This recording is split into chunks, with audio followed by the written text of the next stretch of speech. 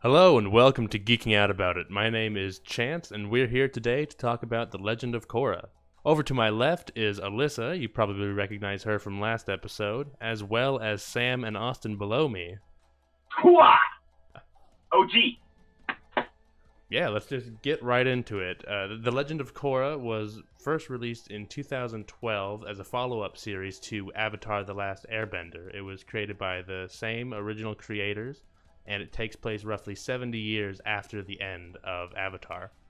And this is a really interesting change because where Avatar: The Last Airbender was about Aang's journey to master the four elements, air, water, earth, fire, Korra starts the show having mastered 3 out of the 4 already. She learns airbending in the first season, and then the other 3 seasons are really just her as a more fully realized avatar.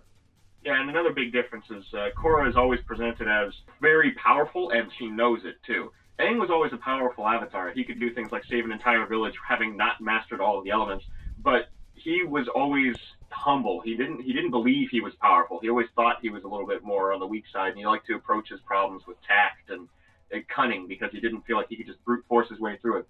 Korra is the brute force avatar. Kyoshi would be proud. Yeah, Kyoshi would be very proud of how Korra approaches different situations because most of the time Korra just like headbutts the problem.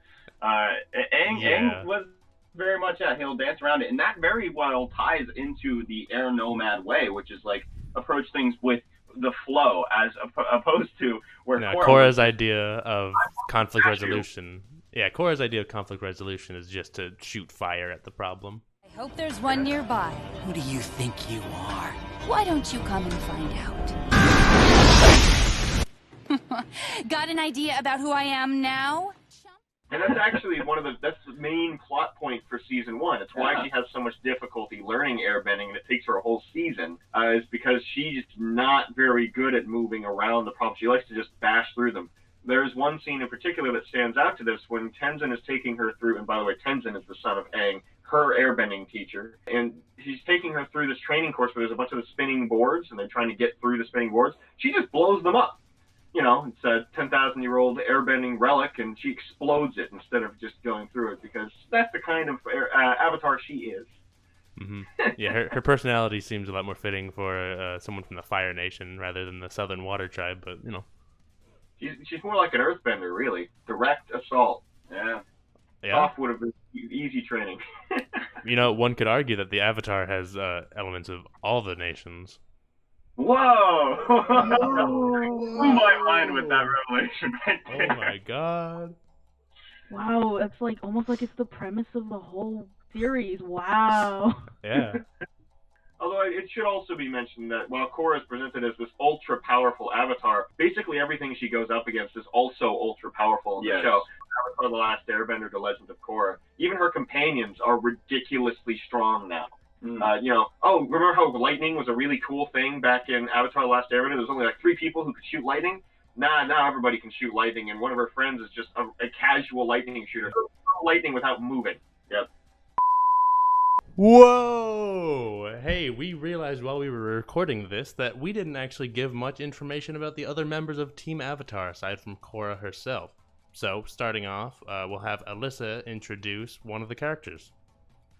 So, Asami is one of the characters. We kind of mentioned her before, but she's a non-bender. She's the daughter of this tech mogul in Republic City, and basically she helps out with money, as Sam called it, money bending, tech, and that was me. Overall, she's just a really cool person. She hits Mako with a Vespa. What's not to love better?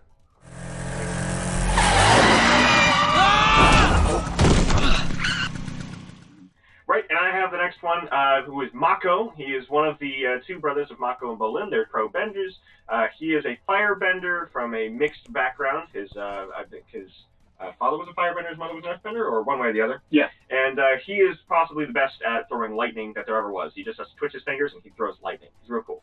Yes, and Mako is very skilled at that, but Bolin Nuktuk, hero of the South, is the greatest member of Team Avatar. This man is best boy. He is like a dog. He is loyal to a fault. and I love him. He's the awesomest character. Watch it just for Bolin. He's also an earthbender, by the way. Yeah, he's also an earthbender, and also later a lavabender. He really is like a dog, though. He doesn't necessarily know what's going on all the time. He's just happy to be there. Yeah, that's true. Anyway, that's about it for our brief interjection into our own story. This is already getting complicated enough. Enjoy the episode. Also, like, metal bending, I mean, this is, like, it kind of becomes more central in later seasons, but metal bending, at first, Toph kind of discovered it, and then, like, she uses it as a major, like, secret weapon in their final battles in the first Avatar, The Last Airbender. But then, here, it's like, there's a whole city of metal benders, like, there's a whole, like, an army of metal benders. It's, like, there are a lot of things that if you're a fan, or, if, like, well, obviously, if you're a fan of the original show, it's, like, they've taken that and expanded it, and it feels like it's a natural evolution of how those things would end up being. Yeah. Well, metal bending would definitely be used a lot more to build all the buildings. Like, you know, everything that was in Republic City was really the collective unity of all of the nations coming together. That's why it was such a big deal. And, like, Aang spent his life, the remainder of his life doing that. Yeah, you're right. We should probably talk about that. Chance, do you want to give us a quick briefing on Republic City, the primary setting of Legend of Korra? I would love to. So, yes, the main setting for The Legend of Korra takes place in Republic City, which is a city in kind of the middle of the Earth, or what was the old Earth Kingdom that Avatar Aang and Zuko worked to establish in the time between Avatar and Korra. And this is just a big melting pot for people from all nations, people of all types of bending styles, to live and work together, as well as non-benders, of course. And I think probably the epitome of that idea is the sport of pro bending, who I know Sam was really excited about. Yes, pro bending is my absolute favorite thing from Legend of Korra. It is the collective unity of the nations. I mean, excluding airbending just because they were, you know, eradicated 70 years ago. And now there's only a single family of airbenders. Of course, that changes later, and we'll address that in a bit. But pro bending, I love the idea of nations coming together to work as teams to fight in a athletic tournament, because that just, to me, was super cool. I loved seeing Mako and Bolin, and they were kind of just two brothers that were just very skilled at what they did, and I loved, like, the different types of team dynamics in the tournament, and then just seeing the chaos that ensues when the Avatar joins the pro bending league, because they're just like, wait, did she just earthbend?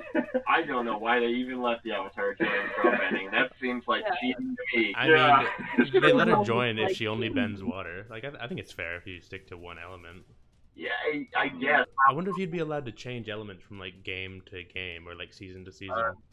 I doubt it. I honestly think that once you solidified one, then it's kind of the gig. Right, lavabending is one of those new techniques that's introduced in Legend of Korra. It sort of feeds into the general power creep of the show compared to the benders of Avatar.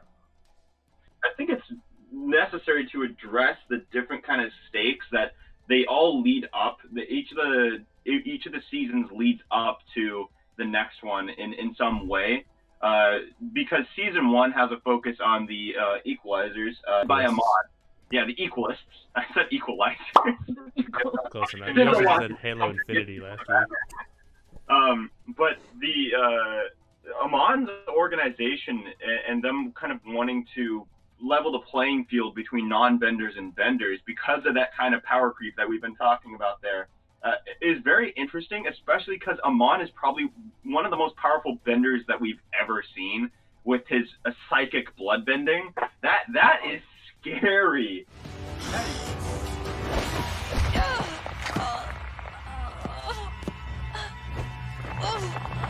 Scary. That is terrifying. Yeah, talking about the characters at the companions. We should have talked about some of the villains. Yeah, we need to address the villains because they are some of the most interesting parts of Legend of Korra. The villains are absolutely a strong point in Korra.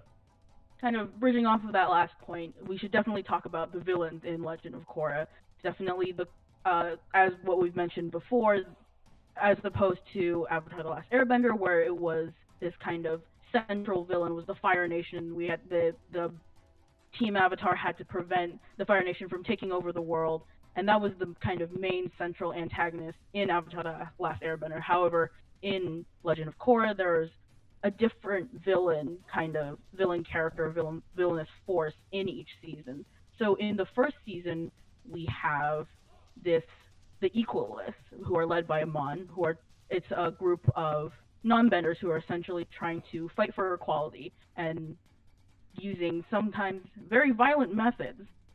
Amon and the Equalists, their objective is they want to balance the playing field between benders and non-benders. And it's very interesting in that aspect because all of Amon's followers, I mean, most of them, not all of them, but almost all of them, are non-benders who are using technology to fight back in the best way they can. They are trained in martial arts, and they have a lot of different stealth tactics that they use to level the playing field, but they're not as powerful as some of the benders out there, which is why they're trying to basically cure them. And Amon is going around using what he calls a gift from God, essentially, to rob bending from very powerful benders, and he does this in mass displays where he's stealing people's bending. Turns out the way that he's actually doing this is because he himself is one of the most powerful benders of all, and he has psychic blood bending. And you might remember blood bending from the original series. It was one of the most terrifying things from Avatar, and it is accelerated at a level that is a lot more terrifying in Amon, where he can just walk around up to you and throw you with his mind. He is very strong, and he blocks the chakra in your body, the chi in you, and he cuts off bending. You are unable to do it. And the various ways, we've seen the exact way he does it, because in Avatar, we see Aang train his body to become like fully realized Avatar state through his chi. And Amon's just like, nah, chief. And then he steals Korra's bending. So he's a very terrifying villain. All except for airbending, for some reason that one didn't block, but we'll skip over that. It's because she didn't have it yet. She got it after, I guess, she lost the other bending. Although I do have a big problem with Amon's plan, because his whole strategy is to like take people's bending away so that there won't be any benders in the world, right? His dad was a bender who had his bending taken away before he was born, and then him and his brother are both. It doesn't work. They're both still benders. Their children would be bending, yes. It doesn't stop it. Yeah. Tarlok? Yeah, he's pretty important. We probably should mention Tarlok, because the story of Amon and Tarlok is the driving force of season 1. Well, isn't Tarlok sort of a big deal when it comes to a little bit later? Yeah, I mean... Isn't he like a councilman for Republic City? He kidnaps Korra. Yeah? Uh-huh. You know, little minor detail. Yeah. And he was behind a lot of the stuff. We should skip ahead, though, because we need to keep getting through all these villains. There's so much to cover. So let's go on to the main villain in Season 2. Yeah, Season 2. Tanruk and Vatu, the darkness spirit. Well, actually, Tanruk is Korra's uncle from the Northern Water tribe, and Vatu is the spirit of darkness, who is the opposite of Rava, which is actually the spirit that allows the Avatar to be the Avatar. As we found out in the glorious Avatar 1 two-part special. Ooh. Praise the sun. Beautiful. Beautiful story. Avatar 1 is best Avatar. Yep, first Avatar. He's also a prick. It's kind of cool. I don't know. I really liked Avatar 1. I would have liked to see more of him. Yeah, he was sweet. But overall, I think most of us can agree when we say Season 2 is a little bit weaker overall. I'd say Season 3 and 4 are some of the highlights of the series, especially because of the villain introduced in Season 3, Zahir, and the Red Lotus, which is a team of 4 of the most powerful benders we see in the show. Actually, Zahir didn't even have airbending until the end of Season 2. Yeah, at the end of Season 2, the spirit world and the physical world are reintegrated, and a side effect of that is that airbending re-enters the world in force. A bunch of people without bending, who are basically nobodies, just start receiving airbending as a gift from the gods, basically.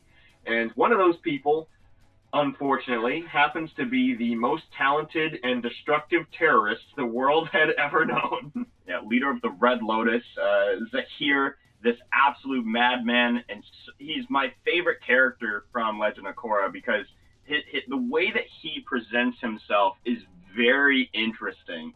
He is a collected, studied man, and he is dangerous to a fault. He's also possibly the most powerful airbender in the world.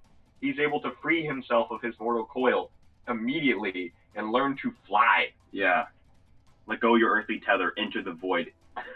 Do you know who once said, new growth cannot exist without first the destruction of the old? The wise guru Lahima, an airbender. Yeah, he's definitely the most powerful villain in all of the Legend of Korra seasons, and he's like, unfortunately, very charming. He's really intimidating because he's not like completely unhinged. You can tell he's like very intelligent. He's like researched and planned every step of what he wants to do, and just like, this is what I'm going to do. This is why it has to happen this way. Yeah, his methods are very airbender, which is interesting because he gains airbending. Like you can tell that from the beginning, he's always had a fascination for airbending. So it was very fortunate for him that he was gifted with the ability to airbend when the spiritual resonance happened. Well, unfortunate maybe. I mean, unfortunate for everyone else. I mean, I like it more. So real fortunate for him. Fortunate for me as a viewing experience. Really That's true. I mean, for me, it was super interesting to see how the juxtaposition between Korra, who struggled with that kind of philosophy in the first season to learn airbending, and I feel like she still struggles with it throughout the entire series. But then you have her pitted up against Zahir and the Red Lotus, and it's just very interesting to see how that plays out, especially since what we know about Zahir and then what we know about Korra in correlation with airbending, not just in season 3, but from season 1. It's just very interesting to see how that clash happens. And we are all in agreement. I think we are all in agreement that Zahir is the most interesting of all the Avatar villains, at least from Legend of Korra. But he isn't the most well-connected or the most dangerous of them, really. On a personal level, sure, but unfortunately for Korra, the 4th season's main enemy is quite a bit stronger on a national scale. Yes, Kuvira is also another one of these very powerful villains. Not necessarily in the sense of just like raw bending power, although she is a very talented metal bender, but just in terms of political power. After the events of season 3, where, spoiler alert, Zahir murders the Earth Queen, it's left to Kuvira to establish a new Earth Empire, which she amasses a really powerful army and starts experimenting with spirit vines, and it eventually leads to her making a army of robots and attacking Republic City in the series finale. With a giant mech suit that's about the size of a Pacific Rim robot. Yep. Yeah, it's very very Neon Genesis Evangelion. Yeah. Also, I just found out recently that Kuvira was played by Zelda Williams. Oh. Robin Williams' daughter, yeah. Oh, I didn't know that. I also did not know that. Yeah. I didn't know Robin Williams named Zelda. This is an educational program, folks. You didn't know that anyway. The more you know. Now we know. And knowing is half the battle. All right, well, we could keep talking about Legend of Korra all day, especially because, I just love this show so much, especially Pro Bending. Watch all of that if you can. But, there's a lot to talk about, and most of it you have to see for yourself to really get a grasp of it, especially all the political and social stuff that I don't really want to talk about at this time. But I'm going to move it to Chance. Exactly. The important thing to know is that if you liked Avatar The Last Airbender, you're probably going to like The Legend of Korra. It has a lot of world building and just really great characters, fun writing, and it's absolutely worth the ride. Thank you so much for watching. This is our last episode of Fall Term. We'll be back in January, I believe, with bringing you more Geeking Out About It content. Thanks for watching, and we hope to see you then.